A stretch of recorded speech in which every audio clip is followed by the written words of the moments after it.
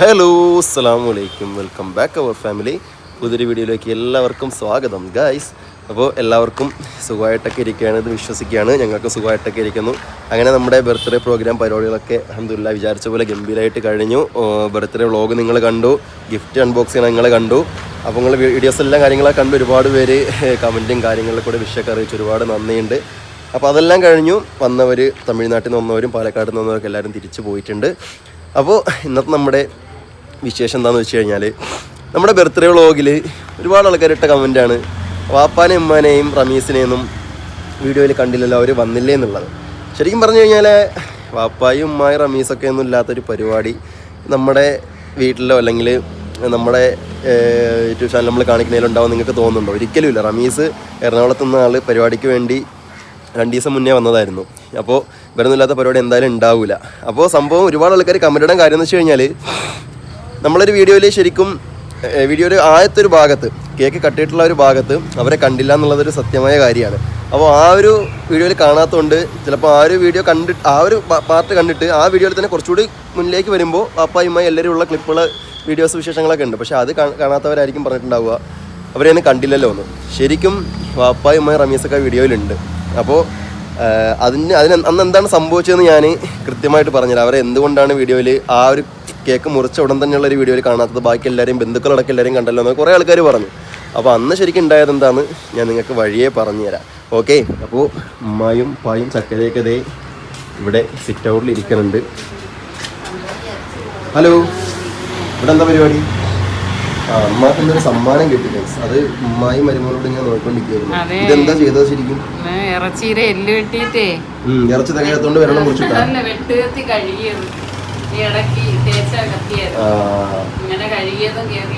ഇറച്ചി കഴുകിയിട്ട് ഇറച്ചി തികയാത്തത് കൊണ്ട് വിരലോടി മുറിച്ചിടാൻ നോക്കിയതാണ് മതി.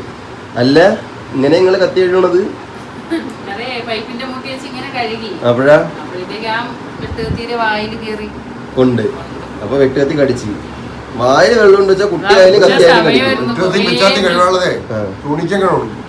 കടിക്കും. പക്ഷെ അറിയുന്നില്ല അല്ലേ?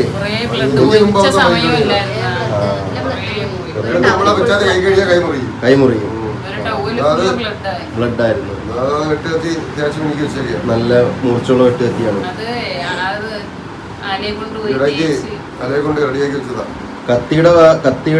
കത്തിയുടെ വായിലും കുട്ടിയുടെ വായിലും വെള്ളം വയ്ക്കുമ്പോൾ സൂക്ഷിക്കണം. രണ്ടും കടിക്കാൻ സാധ്യത ഉണ്ട്. മനസ്സിലായില്ലേ? ഓക്കെ. അപ്പോൾ നമ്മുടെ ഇന്നത്തെ വിശേഷം എന്താണെന്ന് വെച്ച് കഴിഞ്ഞാൽ, ഞാൻ ഇൻട്രോയിൽ പറഞ്ഞ പോലെ തന്നെ വാപ്പായ ഉമ്മായ റമീസിനെ ഒന്നും ബർത്ത്ഡേ പരിപാടിയിൽ നിങ്ങളൊന്നും വരാത്ത ബർത്ത്ഡേ പരിപാടിക്ക് നിങ്ങളായിരുന്നു ബർത്ത്ഡേ പരിപാടിക്ക് ആൾക്കാരെ നേരെ കാണുന്നത് നമ്മളെ അല്ലെങ്കിൽ ആ പാർക്കിൽ കിടന്ന് കറങ്ങുന്നത് നമ്മളെല്ലാം ഉണ്ട്. ഒരുപാട് സമയമുണ്ട്. റമീസ് ഉണ്ട് ആ പാർക്കിൽ. ശരിക്കും സംഭവിച്ചത് എന്താന്ന് ഞാൻ പറയട്ടെ. ഞാനവിടെ സംസാരിക്കുന്നുണ്ട്, റമീസോടെ ഇരിക്കുന്നുണ്ട്, എല്ലാം ഉണ്ട്. സംഭവം സ്കിപ്പ് ചെയ്ത് കാണുന്നുണ്ട്. നമ്മള് കേക്ക് മുറിച്ച സമയത്ത് വീഡിയോ എടുത്തത്, ഞാൻ വീഡിയോ എടുക്കാൻ ഏൽപ്പിച്ചത് റമീസിനാണ്. കേസ് എന്റെ ഫോൺ ഞാൻ റമീസിനാണ് വീഡിയോ എടുക്കാൻ ഏൽപ്പിച്ചത്. അപ്പൊ റമീസ് എന്ത് ചെയ്തു? നമ്മളെ കേക്ക് മുറിക്കണത് ബാക്കിയുള്ള നമ്മളെ ഫാമിലി മെമ്പേഴ്സ്, ഫ്രണ്ട്സ് എല്ലാവരും വരണ വിഷ്വൽസ് ഒക്കെ റമീസ് അതിനകത്ത് ഷൂട്ട് ചെയ്തിട്ടുണ്ടായിരുന്നു. പക്ഷെ നമ്മൾ കേക്ക് മുറിച്ച ഉടനെ ആദ്യം നമ്മുടെ സ്റ്റേജിലേക്ക് വിളിക്കണത് നമ്മുടെ ഫാമിലിയാണ്. അത് കഴിഞ്ഞ് ശക്കരന്റെ ഫാമിലിയാണ്. അപ്പൊ കേക്ക് മുറിച്ച ഉടനെ നമ്മുടെ ഫാമിലി വന്നപ്പോ റമീസിന്റെ ഫോണ്. റമീസ് എന്ത് ചെയ്തു? ഈ ഫോണ് വേറെ ആരെങ്കിലും ഏൽപ്പിച്ചിട്ട് വരുന്നതിന് പകരം അവ ഈ ഫോൺ തന്നെ പോക്കറ്റിലിട്ടത്. പോക്കറ്റിലിട്ടിട്ട് അവൻ വന്നപ്പോ സംഭവം ശരിക്കും പറഞ്ഞു കഴിഞ്ഞാല് നമ്മുടെ ഫോണിൽ വീഡിയോ എടുക്കാൻ ആരും ഉണ്ടായിരുന്നില്ല ആ സമയത്ത്. അതായത് ആ ഒരു ഫോൺ റമീസ് മറന്ന് പോക്കറ്റിൽ വെച്ചു. അപ്പൊ ആ ഒരു സമയത്ത് എന്ത് പറ്റിയില്ല, അറിയാനും പറ്റില്ല.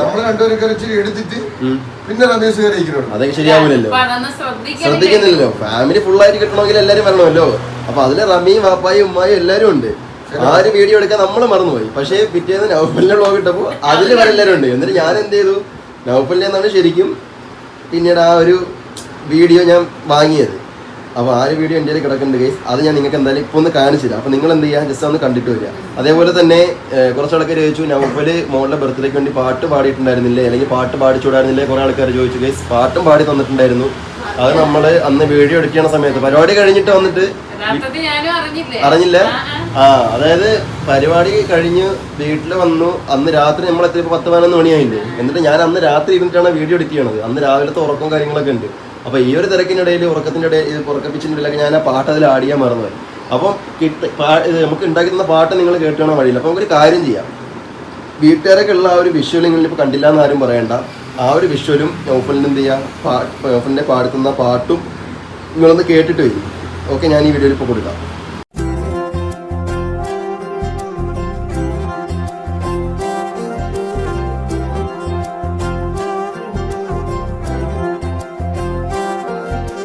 മനസകമിൽ തരും കുളിരായി ചിരിമലരിതളാം മോളാണ്, ആലാന പൂങ്കനി മോളാണ്.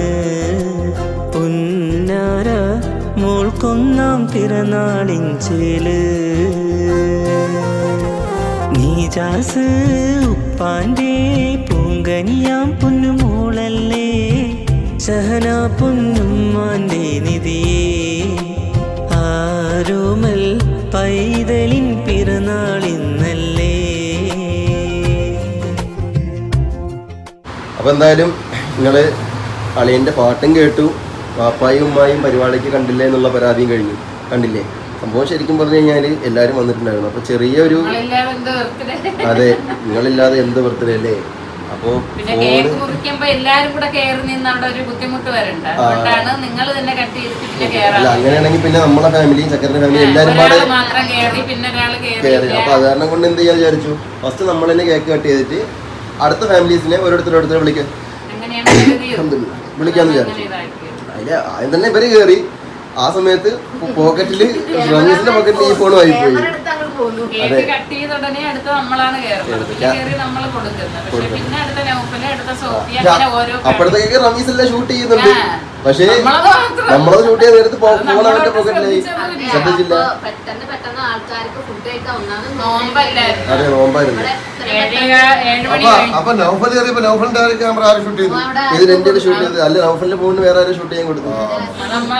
നമ്മളങ്ങനെ കൊടുത്താൽ മതിയായിരുന്നു ആരെങ്കിലും കയ്യില്, നമ്മളപ്പോ ശ്രദ്ധിച്ചില്ല. അപ്പോഴും സമയം ലേറ്റ് ആയിക്കൊണ്ടിരിക്കുകയാണ്, നോമ്പ് തുറന്നിട്ട് ഫുഡ് കഴിക്കാൻ, അതുകൊണ്ട് പെട്ടെന്ന് എന്നിട്ട് നമ്മൾ വേറെ കാര്യം ചെയ്താൽ മതിയായിരുന്നു. എന്ത് വീഡിയോ ആരുടെങ്കിലും ഉണ്ടോന്ന് ചോദിച്ചാലും മതിയായിരുന്നു. നമ്മളെല്ലാരും അവിടെ തിരക്കിലെ സംഭവം മറന്നുപോയതാണ്. അപ്പോഴ് ഞാൻ നോക്കിയപ്പോ വീഡിയോ ഇട്ടതിന് ശേഷം പിന്നെ കുറെ ആൾക്കാർ ഇങ്ങനെ കമന്റ് ചെയ്യുന്നുണ്ട്, ഉപ്പായും ഉമ്മായൊക്കെ ഉള്ളത് എവിടെ, അവരൊന്നും വന്നില്ലേ പരിപാടിക്ക്, നിങ്ങളെന്താ അവരെ നിർത്തി ഫോട്ടോ എടുക്കാത്തത്, ഭയങ്കര മോശമായല്ലോ എന്നൊക്കെ പറഞ്ഞിട്ട് കുറെ ആൾക്കാർ കമന്റ് ചെയ്യണം.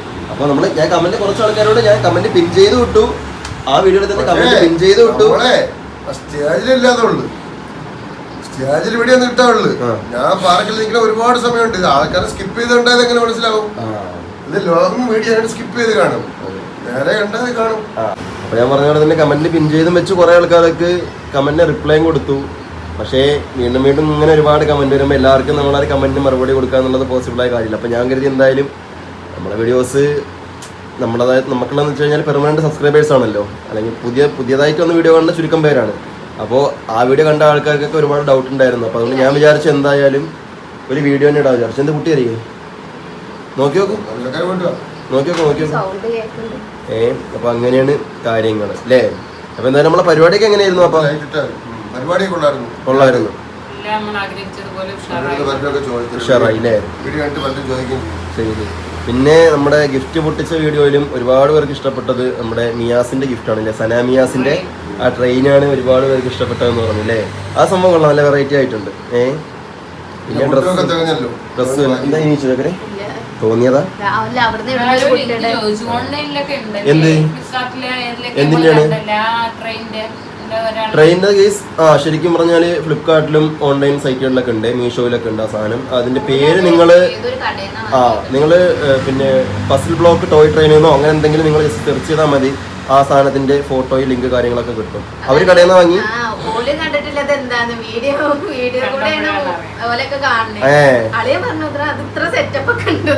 ആരും പറഞ്ഞു എന്നിട്ടോ അതിലവിടുത്തെ കടയത്തെ ആള് പറഞ്ഞു കൊണ്ടേ കൂടി നല്ല സാധനമാണ്. പിന്നെ അതിന് ചാർജറും ഉണ്ട്. അത് ശരി, ബാറ്ററി അല്ല നമ്മളെ കറണ്ടിൽ മൊബൈലും പവർ ബാങ്ക് ഒക്കെ പോലെ കറണ്ടിൽ കുത്തി ചാർജ് ചെയ്യുന്ന സെറ്റപ്പ് ആണ്. മണിക്കൂർ വരെ അങ്ങനെ ഓടും. ഒരു ഫുൾ ചാർജ് 1 മണിക്കൂർ വരെ നിർത്താതെ ഓടും ഈ സാധനം.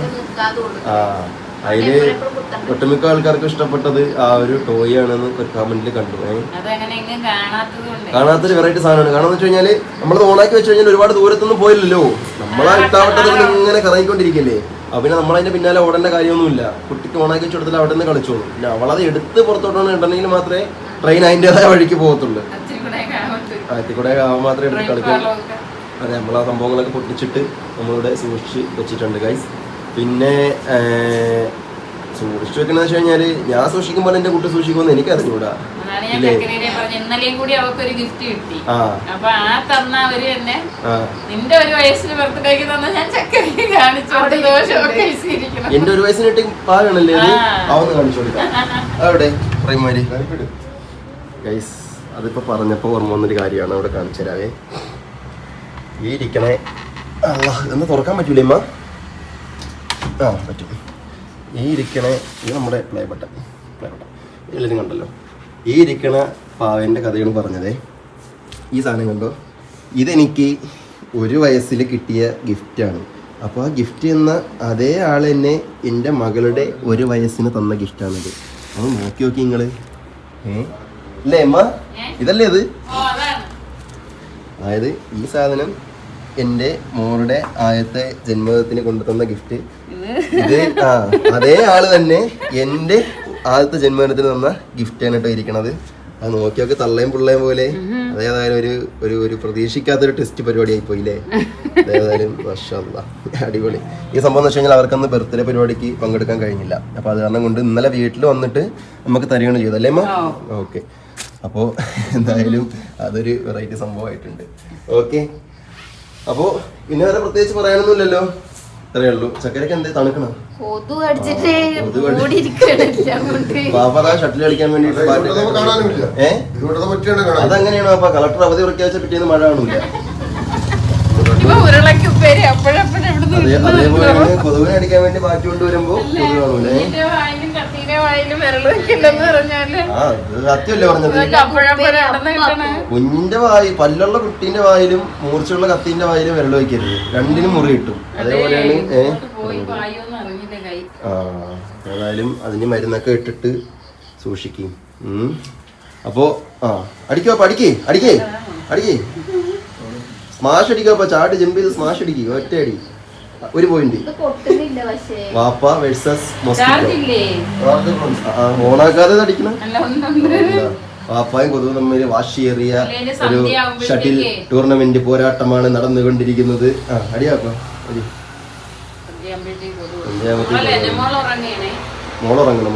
മോളുറക്കം. റമീസ് ഇവിടെ ഉണ്ട്. റമീസും ഉറങ്ങുകയാണ്. എവിടെ? പകുതി ചത്തനാണെങ്കിൽ ഫുള്ളായിട്ട് കൊല്ലതിനെ. അതിനെ കളഞ്ഞു എന്നിട്ട് അത് പറഞ്ഞു പോയി. അല്ലല്ല, അത് വേറെ താഴത്തെ എവിടെ കല്യാണം. ഇവിടെ ഇല്ല. നിങ്ങളിങ്ങ് വരും. അല്ലല്ലോ അപ്പൊ അങ്ങ് പോയി. അത് താഴെ ഡോറടച്ചു. ഞാനെന്നാ കുറച്ച് തീയിട്ടൊന്ന് പുകച്ചോ. കുറച്ച് തൊണ്ടും ചിരട്ടയൊക്കെ എടുത്തിട്ട് അതിൽ കൂടെ ഒക്കെ ഇഷ്ടം പോലെ പോകും.